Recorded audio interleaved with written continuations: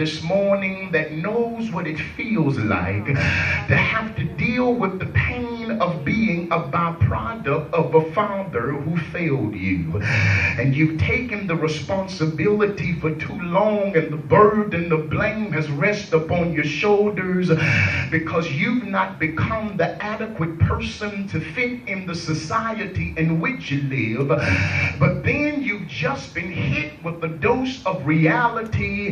that the problem is not necessarily that you've not wanted to be who you've been called to be, but the problem that persists is the fact that you've had nobody to show you the person you're supposed to be. It was T.D. Jakes who wrote in the book Emotions that the day his father was lowered down into the ground, he felt a void leave his body, or he felt substance leave his body rather, and a void began to be created, because at that particular point he understood that something had left him that he needed and that would be essential for the growth that he needed to have in the rest of his adult life. And so now Jakes began to talk about how old he was when his father was lowered into the grave.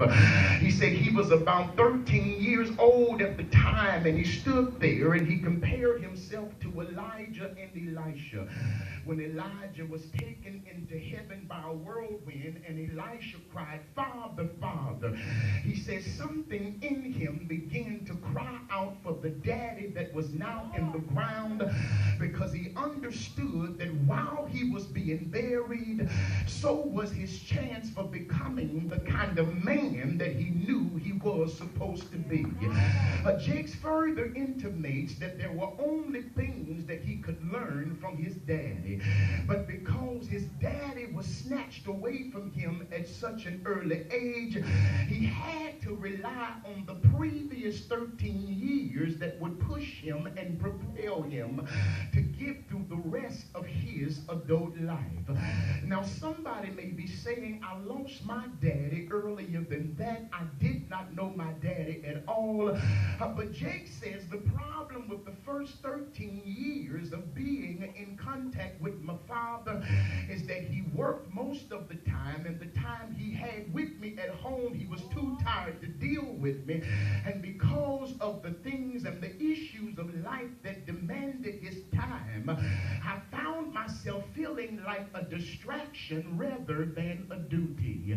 And I'm talking to men and women alike who understands exactly what T.D. Jakes was trying to say, because you feel as if something has been taken from you because you've never understood what it feels like to have the true love and nurture that only a father can offer. But God sent me to sound the alarm and preach this awakening message on this morning, and to tell every man who's been blessed to procreate a child at any time in your life that by the time you leave here, you would have heard something that would call you to attention and make somebody point the finger at you and call you the F word. Now, can I pull to the side of the road and put the car in park and step out and have a conversation and tell you what God told me to tell you? He said, tell them that the new F word is called father. He said, tell them that by the time they leave here today, boys, girls, women, and men are going to randomly walk up to them, point the finger at them, and simply call them the F word. Because somebody is about to see something on the inside of you that's going to characterize you as the kind of person that God has called you to be long before he gave you the privilege of procreation. In the Greek